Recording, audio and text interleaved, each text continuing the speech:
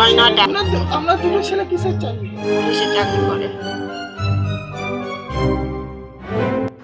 বাড়ির 3 সদস্য পুলিশ আর সেই বাড়িতেই চুরি করে পালানোর সময় বাড়িতে আগুন লাগিয়ে চম্পট দিল দুষ্কৃতীরা। হাওড়া জগৎবল্লভপুর মুন্সিরহাট ধসা জেলেপাড়া এলাকার ঘটনা। গতকাল জগৎবল্লভপুর এলাকার পুলিশ কর্মীর বাড়ি ফাঁকা থাকার সুযোগ নিয়ে রাতের অন্ধকারে বেশ কয়েকজন বাড়িতে ঢোকে বলে অভিযোগ এবং বাড়ির আলমারির ভেতরে থাকা যাবতীয় সোনার গহনা ও নগদ টাকা আনুমানিক 2 থেকে 3 লক্ষ টাকা সামগ্রী চুরি করে পালানোর সময় বাড়িতে রাখা কেরোসিন তেল দিয়ে ঘরের ভেতরে আগুন লাগিয়ে চম্পট দেয় দুষ্কৃতীরা। পাশাপাশি পরিবার সূত্রে জানা যায় প্রায় 30,000-এর বেশি নগদ টাকা এবং লক্ষাধিক টাকার গহনা চুরি করে পালানোর সময় কেরোসিন তেল ঢেলে জ্বালিয়ে দেওয়া হয় এবং সেই আগুনে পুড়ে যায় একাধিক দরকারি কাগজপত্র।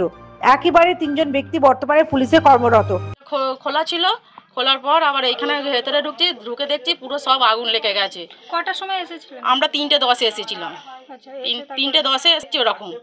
আসার পর দেখছি আলমারি পুরো ভাঙা, ওতে সোনা দানা ছিল, জমির কাগজপত্র ছিল, শাশুড়ি পেনশনের কাগজপত্র ছিল, তারপরে আরও সব দরকারি কাগজপত্র সব ছিল, সব কিছু পুড়িয়ে দিয়ে গেছে, সোনা দানা কিছু নিয়ে যাওয়ার সময় ঘরেতে 1 লিটারের কেরোসিন তেলের বোতল ছিল, সেই বোতল থেকে 750 মতো কেরোসিন তেল ঢেলে চারিদিকে জ্বালিয়ে দিয়ে চলে গেছে। পুলিশের বাড়িতে এই চুরির ঘটনা আতঙ্ক ছড়িয়ে পড়েছে এলাকায়।